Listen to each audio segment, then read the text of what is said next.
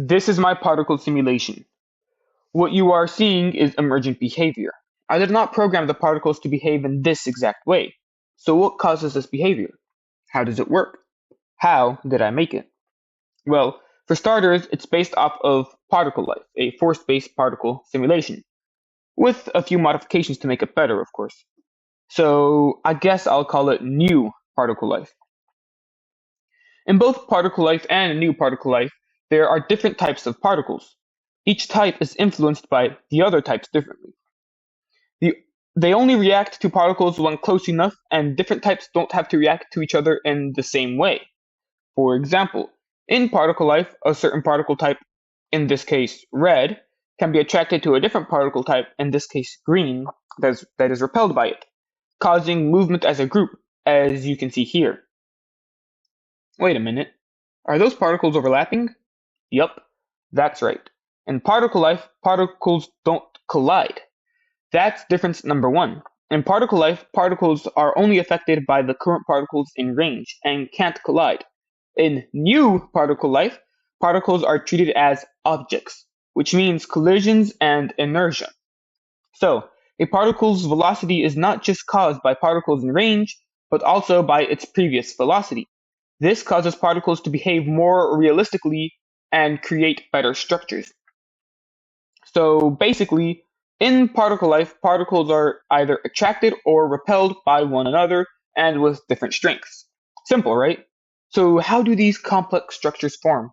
Oh, right, emergent behavior. When simple rules lead to complex outcomes. Fascinating, am I right? Such simple rules lead to such complex behavior. But what if the rules were more complex? What could happen then? That's where new particle life comes in. Right. So we have physics and different types. Cool, right?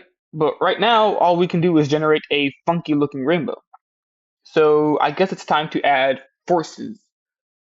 But physics can't be the only difference, right? Like, there must be more. Oh, right. In new particle life, forces aren't defined. They are derived from a preferred distance.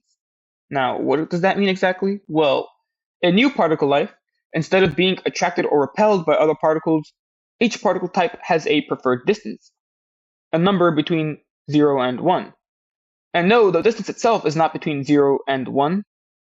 1 represents the end of the particle's influence, so like the range in which particles are influenced by or see each other. And 0 represents the exact spot a particle is. But now the particles are acting crazy.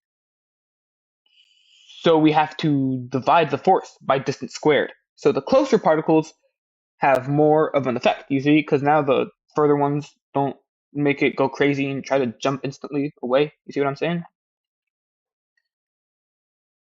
Oh no. You see? To prevent particles from going off screen, I made it so they collide with the edges of the screen, but now all the particles are clumped up at the edges. In particle life, the world wraps around, so if you go off one end, you appear on the other. So let's implement that to our simulation. Oh dear, the particles go way too fast. Let's add some friction to slow them down a bit. That's better, but it doesn't work so well. I guess I have some bugs to fix. Alright, here we go. The edges now wrap around perfectly. We had to shrink the simulation size to do this.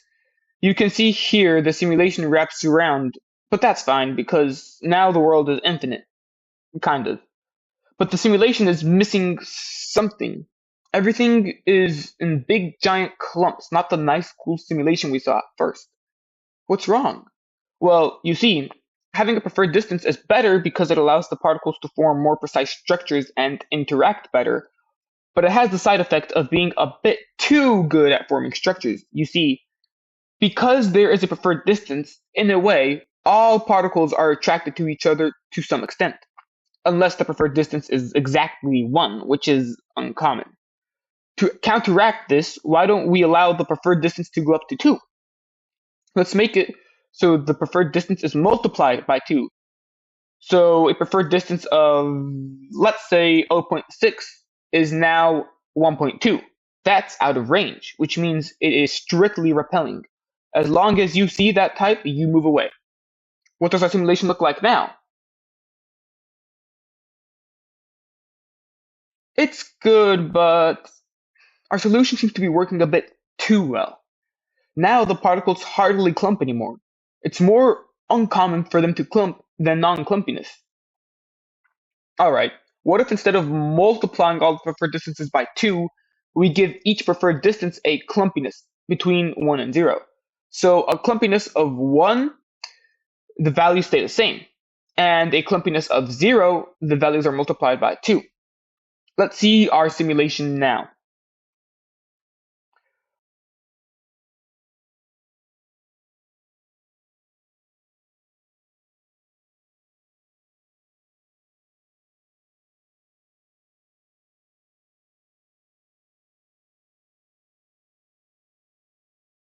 Amazing.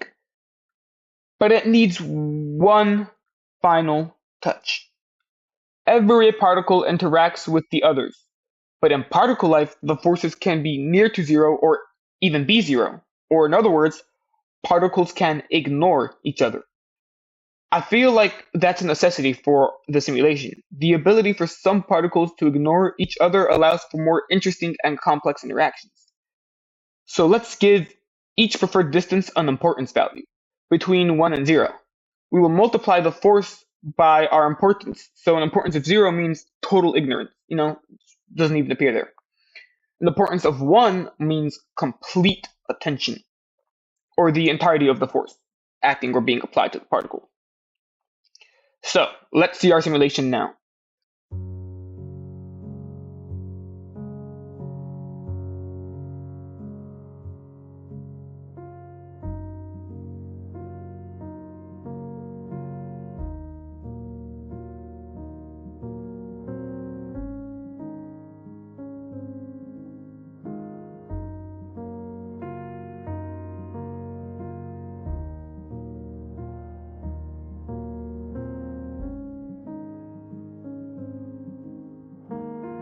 Brilliant! We have made our simulation a reality. Look at all of the wonderful and interesting behaviors. Now we have a fully functioning and working simulation. It is complete. I will let you see some simulation runs now, and thanks for watching. May God bless you.